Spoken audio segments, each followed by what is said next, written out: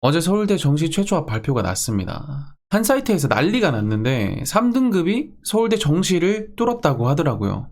그것도 최초로. 충격적이긴 하죠. 추합이나 미달이 아닙니다. 건동홍 갈성적으로 서울대를 갔다 뭐 이렇게 말이 많던데 조작이네 아니네 뭐 이런 말도 많더라고요. 물론 사진을 좀 보니까 조작일 가능성도 있긴 있어요. 근데 진짜일 가능성도 있죠. 그래서 진짜라고 믿고 분석을 한번 해보도록 하겠습니다. 성적이 입시 결과에 엄청나게 큰 영향을 주는 건 확실하긴 한데 사실 100%는 아니거든요. 원서 영역이라는 말이 괜히 있는 게 아니죠. 영어 빼고 다 만점인데도 서울대 못 간 병신. 아무튼 왜 이런 현상이 나타났는지, 내년 수능에는 어떤 변수가 있을지, 그리고 그에 대한 팁까지 알려드리도록 하겠습니다. 일단 왜 이런 현상이 나타났는지부터 분석을 해보겠습니다. 서울대가 이번에 내신을 반영했죠. 순수 정시 파이터들을 약간 배제하겠다 이런 의미거든요. 이게 무슨 의미냐면 앞으로 내신을 챙겨야 된다는 얘기기도 하고요. 이 분은 내신이 꽤 좋았을 가능성이 있습니다. 사실 저성적이면 애초에 학교에서 서울대를 못 쓰게 했을 겁니다. 근데 썼고 붙었죠. 그건 내신이 좋았을 가능성이 있다는 거겠죠. 지구환경과학부잖아요. 이과대학인데 상대적으로 취업이 잘 안 되는 과긴 합니다. 소위 말하는 좀 기피하는 과죠. 그래서 경쟁률이 낮았을 수 있고 그 때문에 경쟁자들이 다 고만고만했을 수 있습니다. 그러면 그 중에 제일 잘한 애를 뽑아도 크게 다르지 않겠죠. 인구 감소가 이제 조금씩 와닿기 시작하는 거죠.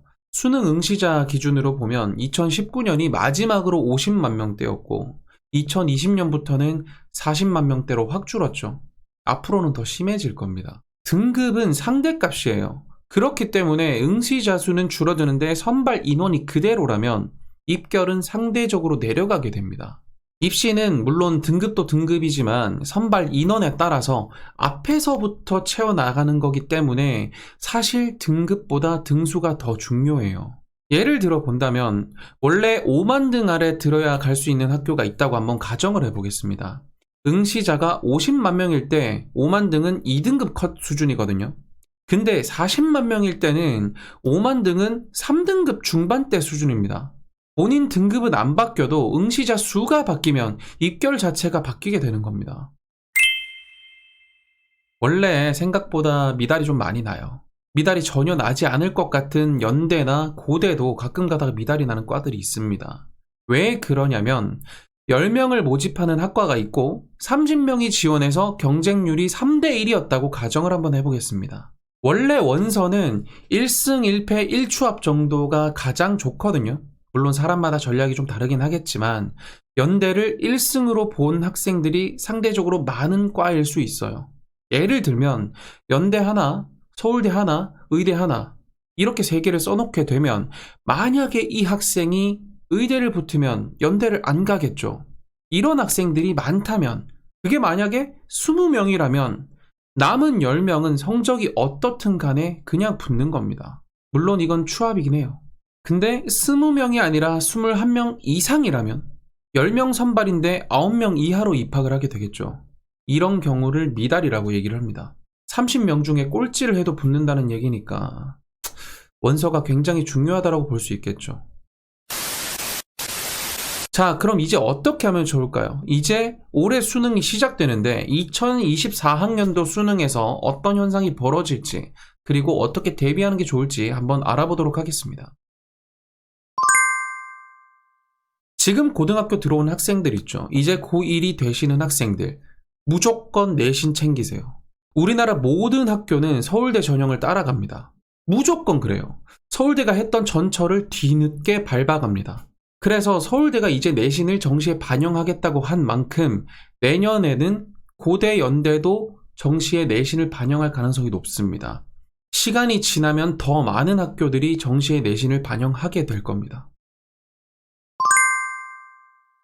전년도 미달이 난 과는 다음 해에 거의 미달이 안 나는 경향이 있어요.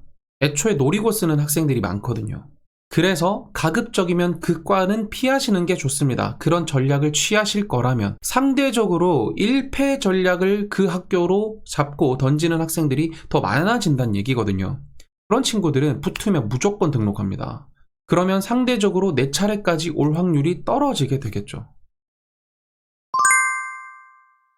어떤 과가 미달이 많이 나냐면 취업이 잘 안 되는 과들이 많이 납니다. 당연히 의대나 공대는 잘 안 나죠. 이과에서는 자연대, 문과에서는 인문대 쪽이 미달이 많이 나는 편입니다. 만약에 과가 좀 마음에 안 드신다 해도 일단 들어가셔서 전과하시면 됩니다. 그리고 상황을 잘 보고 써야 돼요. 그게 원서 영역이고 눈치 작전인 거죠. 물론 그 전에 수능을 잘 쳐놓으시면 눈치를 좀 적게 보셔도 됩니다. 내년에는 수능, 원서 모두 지각 변동이 엄청나게 심할 것으로 예상합니다. 서울대가 2과목 필수 제한을 없앴죠. 그러면 2과목 응시자 집단 또한 굉장히 성향이 많이 바뀔 겁니다. 서울대를 가기 위해서 치는 상위 집단이 아니겠죠. 그래서 2과목은 크게 아랍어 또는 일본어나 물리처럼 될 가능성이 높습니다. 무슨 말이냐면 아예 찍으려고 선택을 했거나 그 과목에 덕후라서 선택을 했거나 이렇게 둘 중 하나가 될 가능성이 높다는 얘기죠. 제 개인적인 생각인데 그나마 덕후가 좀 적은 과목은 생명이랑 화학이거든요. 물투, 지투는 본인이 덕후가 아니면 굳이 선택을 안 하시는 게 좋을 것 같습니다. 한 개만 틀려도 2, 3등급이 될 수 있어요. 2과목 필수 제한 폐지 때문에 시험도 원서도 많이 바뀔 겁니다. 왜 그러냐면 항상 교육 과정에 어떤 변화가 생기면 미달나는 과가 굉장히 많았고 본인 점수보다 잘 가는 학생들이 상대적으로 많았었어요.